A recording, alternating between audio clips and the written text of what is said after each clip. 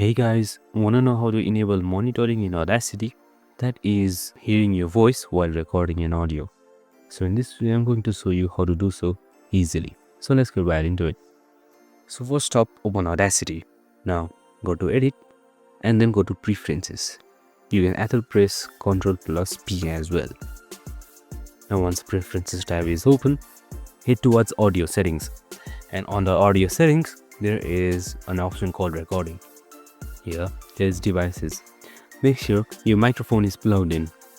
And once it is, it should pop up right here. Select the microphone that you want. And you can check the channels as well, either mono or stereo. And you can also adjust the qualities. Once you're done, click OK. Right, if no changes take place, you can restart it once. So once you're there, you can just simply click on this icon right here.